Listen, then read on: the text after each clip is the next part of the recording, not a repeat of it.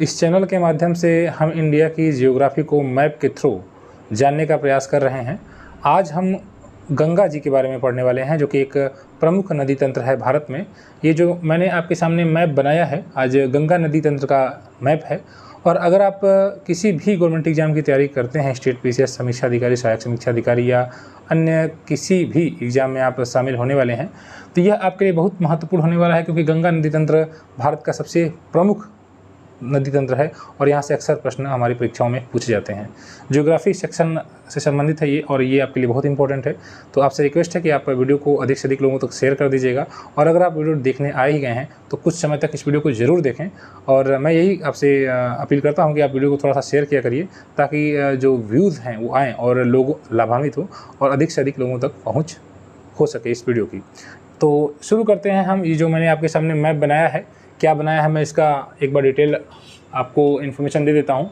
ये जो आपके सामने ब्लैक कलर का बनाया गया है, ये उत्तराखंड है। और ये जो इसके बाद नीचे ये ब्लैक कलर का मैंने बनाया है, ये बॉर्डर बनाया गया है स्टेट्स का। ये जो आपको दिखाई दे रहा है, ये उत्तर प्रदेश है, ये आप देख रहे हैं ब्लैक कलर का। और उसके बाद इधर यहाँ से ये आपका बिहार है, आप देख पा रहे हैं, ये बिहार राज्य है। और बिहार के बाद ये जो आपको राज्य दिखाई दे रहा है नीचे इधर, ये पश्चिम बंगाल है। और नीचे आपका राज्य झारखंड है। आप इसको ध्यान से देखें और समझें। ये जो दिखाई दे रहा है आपको, ये झारखंड है। गंगा नदी का प्रवाह ऊपर सिक्किम है, सिक्किम से हमसे मतलब नहीं है, क्योंकि सिक्किम में गंगा नदी का कोई संबंध नहीं है। तो ये जो आपको दिखाई दे रहा है सबसे पहला राज्य उत्तर प्रदेश है। इसके बाद ये बांग्लादेश, ये जो आपको दिखाई दे रहा है, ये पश्चिम बंगाल के बाद आगे बांग्लादेश में चली जाती है। और ये जो हरे रंग का मैंने बनाया है, ये ब्रह्मपुत्र है। इसके पहले वाले वीडियो में हमने ब्रह्मपुत्र नदी तंत्र के बारे में अध्ययन कर लिया है, तो इसको हम अभी इस वीडियो में फोकस नहीं करने वाले हैं। हो सकता है कि एक वीडियो में कंप्लीट ना हो, मेरा प्रयास रहेगा कि एक वीडियो में कंप्लीट करूं। अगर नहीं हो पाता है तो इसकी सेकंड वीडियो भी आएगी, लेकिन अभी हमारा फोकस ये होगा कि हम पूरी तरह से गंगा नदी के बारे में समझें। और सबसे पहले ये जो आपको दिखाई दे रहा है पहला, जहाँ से ओरिजिन होता है गंगा का, ये उत्तराखंड राज्य है। और उत्तराखंड में अगर हम इस हिस्से को, यानी कि जो आपको दिखाई दे रहा है यहाँ पर दो प्रवाह, नदियों का प्रवाह दो प्रकार से आकर एक जगह मिलता हुआ दिखाई दे रहा है आपको, तो ये जो आपको दिखाई दे रहा है, इस चीज़ को अगर हम जूम करें यानी कि बड़ा करें, तो कुछ इस प्रकार से सीन बनेगा। ये जो मैंने आपको दिखाया है, तो ये जो मैंने आपको सामने ये चीज़ बनाई है, ये एक्चुअली इसी का पार्ट है और इसी को यहाँ पर हमने जूम किया है। ठीक है, तो ये जो आपको नदी दिखाई दे रही है, एक ये भागीरथी है, और ये जो दूसरी दिखाई दे रही है, ये अलकनंदा है। तो मैंने कहा कि इसको हम इतने को थोड़ा यहाँ बेहतर तरीके से पढ़ेंगे। यहाँ पर मैंने एरो के माध्यम से आपको दिखाया है और बताने का प्रयास किया है कि किस प्रकार से इन गंगा नदी का निर्माण होता है। तो ये जो आपको राज्य है उत्तराखंड है, आप जानते हैं। और अब हम शुरुआत करते हैं ग्लेशियर से। गंगोत्री ग्लेशियर से निकलती है भागीरथी। ये जो आपको दिखाई दे रहा है, ये नीले कलर की लाइन, ये भागीरथी नदी है। और ये जो दूसरी वाली प्रमुख नदी है, ये अलकनंदा है। तो अलकनंदा और भागीरथी नदियाँ देवप्रयाग में आकर मिलती हैं। ये देवप्रयाग में जब मिलती हैं, तो यहाँ से इसका नाम, यानी कि यहाँ से इसका नाम गंगा पड़ जाता है। इसके पहले इसमें अन्य नदियाँ भी मिलती हैं, जो हमारे एग्ज़ाम की दृष्टि से बहुत महत्वपूर्ण हैं। गंगोत्री से निकलने वाली भागीरथी तो सीधी एक नदी है, परंतु जो बद्रीनाथ से निकलती है, और धौली गंगा और विष्णु गंगा नदियाँ जब विष्णुप्रयाग में मिलती हैं, ये वाला जो आपकी नदी है, और यहाँ से ये अलकनंदा बनती है, तो ये एग्ज़ाम के लिए बहुत महत्वपूर्ण जाती है, क्योंकि यहाँ से अक्सर पूछता है कि पिंडार नदी कहाँ मिलती है और नंदाकिनी कहाँ मिलती है। तो ये आपके लिए जानना ज़्यादा आवश्यक हो जाता है। तो जैसा कि हमने बताया कि सबसे पहले गंगोत्री से निकलती है भागीरथी, और अलकनंदा का थोड़ा सा सीन डिफरेंट हो जाता है, ये ज़्यादा महत्वपूर्ण जाती है। ये दो धाराओं के मिलने से बनती है धौली गंगा और विष्णु गंगा। ध्यान दीजिएगा, ये जो आपको दिखाई दे रहा है, ये धौली गंगा है, और ये जो दिखाई दे रहा है, ये विष्णु गंगा है। ये दोनों नदियों का, ये ग्लेशियर से जब नदियाँ निकलती हैं, तो यहाँ जब पहले जगह मिलती हैं, जो पहला स्थान है, ये विष्णु प्रयाग है। याद रखिएगा, विष्णु भगवान को याद करिएगा। आप शुरुआत कर रहे हैं तो विष्णु भगवान से याद करते हैं आप। धौली गंगा और विष्णु गंगा मिलती हैं तो विष्णु प्रयाग बनाती हैं। ये पंच प्रयाग आपको याद रखने चाहिए, क्योंकि अक्सर प्रश्न आपसे पूछे जाते हैं। तो विष्णु प्रयाग है। तो सबसे पहले हमारा शुरुआत हुआ धौली गंगा और विष्णु गंगा से। ये नदियाँ पहले जब जिस जगह मिलती हैं, ये विष्णु प्रयाग बनाती हैं। और उसके बाद आगे ये नदी यहाँ से अलकनंदा के रूप में जानी जाती है। आगे बढ़ते हुए नंदाकिनी नदी मिलती है, और ये नंद प्रयाग बनाती है। ध्यान दीजिएगा, अलकनंदा में मिलती हैं ये नदियाँ, ये हम अलकनंदा नदी का अध्ययन कर रहे हैं। तो नंदाकिनी मिलती है नंदप्रयाग में, आगे बढ़ते हुए फिर ये नदी जाती है और उसमें पिंडार नदी मिलती है और ये कर्णप्रयाग बनाती है। ध्यान दीजिएगा, पिंडार नदी है और एक कर्णप्रयाग में मिलती है। आगे बढ़ते हुए रुद्रप्रयाग में फिर मंदाकिनी नदी मिलती है जो कि केदारनाथ ग्लेशियर से निकलती है, केदारनाथ के आसपास के क्षेत्र से निकलती है और मंदाकिनी आकर रुद्रप्रयाग में मिल जाती है। उसके बाद इस सभी नदियों की संयुक्त रूप से जो धारा है अलकनंदा के रूप में पहले से हम बता रहे हैं कि जानी जाती है और आगे बढ़ते हुए फिर देवप्रयाग में ये नदियाँ मिल जाती हैं। तो हम देखें क्या कि गंगोत्री और मुख्य रूप से अलकनंदा मुख्य रूप से आकर देवप्रयाग में मिलती हैं और इन्हीं को हम भागीरथी और अलकनंदा ये दोनों नदियाँ जब मिलती हैं देवप्रयाग में तो यहाँ से इसका नाम गंगा पड़ जाता है। ये आपको जो दिखाई दे रहा है ये गंगा नदी यहाँ से आगे फिर उत्तर प्रदेश में प्रवेश करती है, ये ध्यान दीजिएगा। ये दूसरी आपकी ये अब इस चीज़ को हमने समझा। अब हम यहाँ पर आते हैं अपने इस मैप में, यानी कि उत्तराखंड में किस प्रकार से गंगा नदी का निर्माण होता है वो आपने यहाँ पर अध्ययन किया और इसको आप याद भी कर लीजिएगा, लिख भी लीजिएगा। और आगे जब ये बढ़ती है उत्तराखंड के बाद फिर उत्तर प्रदेश में यहाँ पर हरिद्वार है, ध्यान दीजिएगा, हरिद्वार मैदानी क्षेत्र है उत्तराखंड का। और उसके बाद फिर ये उत्तर प्रदेश के बिजनौर में प्रवेश करती है। अक्सर ये प्रश्न पूछा जाता है कि गंगा नदी कहाँ से उत्तर प्रदेश में प्रवेश करती है, तो भाई साहब याद रखिएगा बिजनौर से उत्तर प्रदेश में प्रवेश करती है और फिर आगे बढ़ती है ये पूर्व की ओर, फिर इसका ढाल है और ये बढ़ते हुए फिर आगे जाती है। और देखिए अब इसका प्रवाह है, ये कानपुर इसी के किनारे बसा हुआ है, जो आपको दिखाई दे रहा है कानपुर है, ठीक है, ये कानपुर शहर है, गंगा नदी के किनारे है। आगे बढ़ते हुए फिर ये देवप्रयाग कानपुर ये प्रयागराज यानी इलाहाबाद में आकर इसकी एक और सहायक यमुना नदी मिलती है। ध्यान दीजिएगा, ये जो इसके बगल में नीले रंग की आपको दिखाई दे रही है नदी, ये यमुना नदी है, ठीक है। तो यमुना नदी है, ये आकर इलाहाबाद में मिलती है, ये आपको दिखाई दे रही है इलाहाबाद, ठीक। तो आपने देखा कि ये किस प्रकार से इस नदी का प्रवाह हो रहा है और इसमें अभी हम सहायक नदियाँ जो लाल रंग से मैंने बनाई हैं ये इसकी सहायक नदियाँ हैं, इनको हम आगे अभी जानेंगे। फिलहाल के लिए अभी हमने ये जाना कि उत्तर प्रदेश के बिजनौर से प्रवेश करते हुए यह आगे बढ़ते हैं और कानपुर इसी गंगा नदी के किनारे बसा हुआ है। आगे प्रयागराज में इसकी सबसे बड़ी सहायक और दाहिने तट पर मिलने वाली नदी है।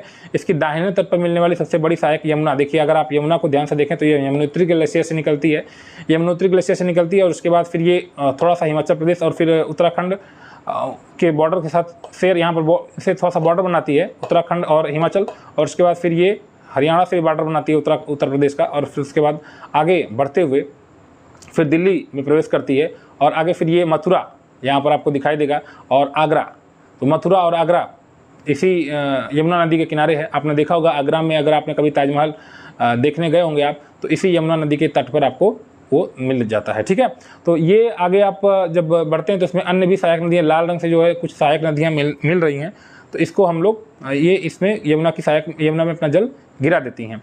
लेकिन अभी हम इसको आगे अध्ययन करेंगे। अभी हम पहले आगे यहाँ हमने इतना जाना कि प्रयागराज में ये दोनों नदियाँ मिल जाती हैं। प्रयागराज के बाद ये नदी आगे बढ़ती है और देखिए जैसा कि आप जान रहे हैं वाराणसी यहीं पर स्थित है।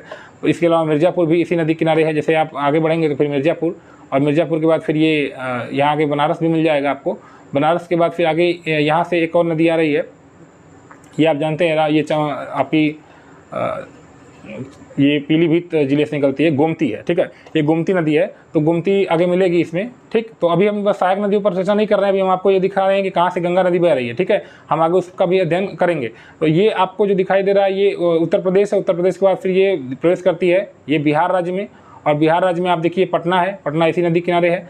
और फिर उसके बाद ये आगे बढ़ती हुई जाती है और ये थोड़ा सा यहाँ पर झारखंड राज्य को भी टच करती है, झारखंड राज्य में भी टच करती है थोड़ा सा उसके बॉर्डर से। और उसके बाद ये पश्चिम बंगाल में जाती है। ये जो आपको राज्य दिखाई दे रहा है ये पश्चिम बंगाल राज्य है, ठीक है। ऊपर थोड़ा सिक्किम है, इसको थोड़ा सा ध्यान दीजिएगा, ये सिक्किम है, बार बार इसमें कन्फ्यूज मत होइएगा। तो इतना हिस्सा जो इसका है ये सिक्किम है, ठीक है। तो ऊपर वाला सिक्किम है। तो यहाँ फरक्का एक जगह है, ध्यान दीजिएगा। फरक्का जाने के बाद ये गंगा नदी दो शाखाओं में टूट जाती है। एक तो सीधे बांग्लादेश में चली जाती है पद्मा के नाम से, हमने इसके पहले वाली वीडियो में पद्मा को ब्रह्मपुत्र से मिलाया था, ठीक है, जो कि जमुना के नाम से जानी जाती है बांग्लादेश में। तो आगे की क्या सीन है वो हम लोग पढ़ चुके हैं। यहाँ पर ये एक और दक्षिण की ओर मुड़ जाती है इसकी शाखा, जिसको हम हुगली कहते हैं। ध्यान दीजिएगा, यहाँ पर ये नीले रंग की मैंने बनाई है, ये गंगा नदी ही को बनाया है, और ये जो दक्षिण की ओर मुड़ रही है शाखा ये हुगली है, और इसी हुगली के किनारे कलकत्ता शहर बसा हुआ है, ठीक है। और ये फिर आगे चली जाती है समुद्र में, और इस प्रकार से गंगा नदी यहाँ पर बांग्लादेश में एक शाखा चली जाती है, वो भी आगे समुद्र में मिल जाती है। तो ये गंगा नदी का प्रवाह है। प्रश्न यह भी पूछा जा सकता है कि गंगा नदी का प्रवाह कितने राज्यों से होता है, तो उत्तराखंड 1, उत्तर प्रदेश 2, बिहार 3, झारखंड 4 और फिर पश्चिम बंगाल 5। यानी कि गंगा नदी का प्रवाह भारत के 5 राज्यों से होता है। प्रश्न ये भी पूछा सकता है सबसे अधिक प्रवाह कहाँ पर है, तो आप देख पा रहे होंगे कि इसका सबसे अधिक प्रवाह उत्तर प्रदेश में है। और अगर आपसे ये पूछा जाए कि सबसे कम प्रवाह कहाँ पर है, तो ये सबसे कम प्रवाह इसका झारखंड में है। इसको भी आप याद रखिएगा। अब हम इसकी सहायक नदियों पर अपना अध्ययन शुरू करते हैं बारी बारी से। तो जैसा कि सबसे बड़ी सहायक नदी मैंने आपको यमुना के बारे में बताया, एक बार फिर से मैं रिवाइज करा दे रहा हूँ आपको, क्योंकि उस समय मेरा फोकस गंगा नदी पर था। तो यमुना यमुनोत्री से निकलती है ग्लेशियर से, और ये गंगा के समांतर ही चलती है। आगे उत्तर प्रदेश और हरियाणा की सीमा पर ये चलती है। यहाँ पर थोड़ा सा हिमाचल प्रदेश की सीमा भी है, जैसे आप जानते ही होंगे ये उत्तराखंड है, बगल में हिमाचल है, तो लगभग 30 किलोमीटर के आसपास ये उत्तराखंड और हिमाचल की सीमा से बहती है। आगे बढ़ते हुए फिर ये जब भारत उत्तर प्रदेश में प्रवेश करती है, तो हरियाणा के साथ लगभग ये सीमा लगता है लगभग 200 किलोमीटर का, और उसके बाद ये दिल्ली में प्रवेश करती है। यहाँ पर इसका जो भारत का केंद्र शासित प्रदेश है दिल्ली में प्रवेश करती है, और उसके बाद फिर ये पूरी तरह से उत्तर प्रदेश में आ जाती है। और उत्तर प्रदेश में कुछ प्रमुख शहर भी हैं, जैसे यहाँ मथुरा है, आगरा भी है, इनकी इसी यमुना नदी के तट पर बसा हुआ है। ये गंगा की सबसे प्रमुख सहायक नदी है, इसको भी आप याद रखिएगा। ठीक है, अब हम गंगा नदी की सहायक नदियों पर चर्चा करते हैं। जो अन्य सहायक नदियां हैं, हम पहले बाएं तट पे, अगर हम इस तरह से इसको मतलब नदी का प्रवाह देख रहे हैं, तो इधर से जो आएगा बायां आ जाएगा, और नीचे से जो आएगा वो दायां आएगा। तो अक्सर ये प्रश्न पूछा जाता है कि दाएं तट पर कौन सी नदी मिल रही है और बाएं तट पर कौन सी नदी मिल रही है।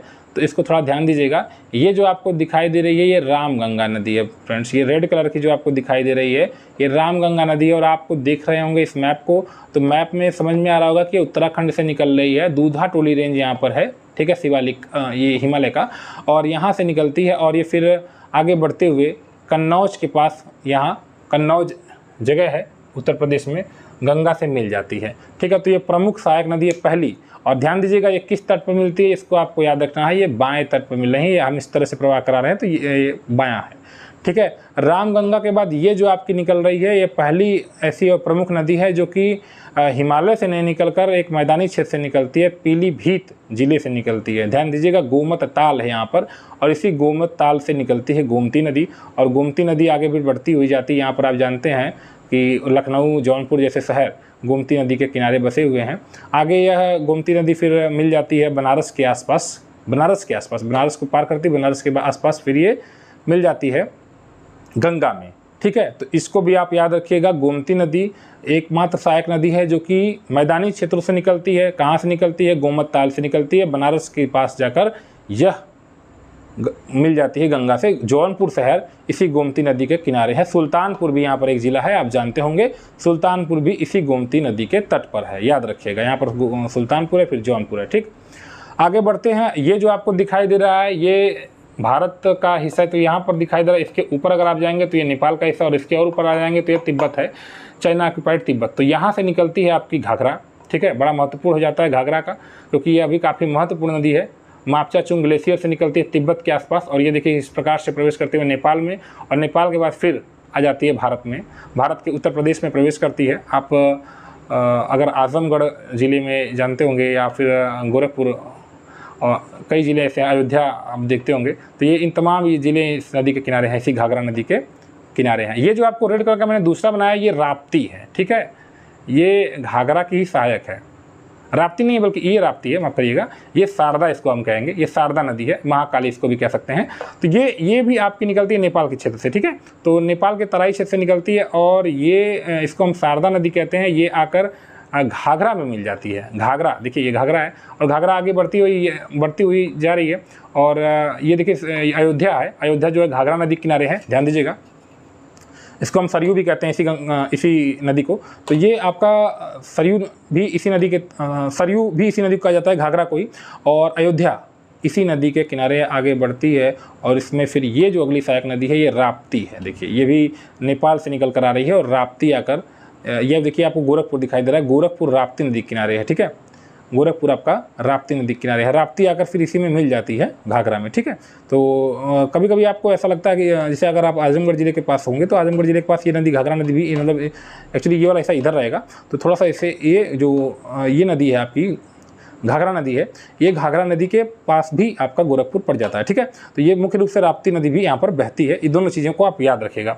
आगे ये दोनों नदियाँ मिल जाती हैं, ठीक है। फिर इसके बाद ये उत्तर प्रदेश के बाद फिर बिहार में प्रवेश करती है और बिहार में फिर छपरा के पास ये नदी मिल जाती है। ध्यान दीजिएगा, छपरा के पास ये गंगा में मिल जाती है। कौन सी नदी? घाघरा। ये बहुत महत्वपूर्ण है क्योंकि अक्सर इस नदी में बाढ़ आता है और नेपाल जब पानी छोड़ता है तो काफ़ी मात्रा में बाढ़ आ जाता है, अगल बगल के गांव डूब जाते हैं। तो ये भी उत्तर प्रदेश में जो इसके अगल बगल के ज़िले हैं इस नदी के आसपास के, अक्सर वहाँ पर बाढ़ ला देती है, ठीक है। तो इसको आप याद रखिएगा, घाघरा, ठीक।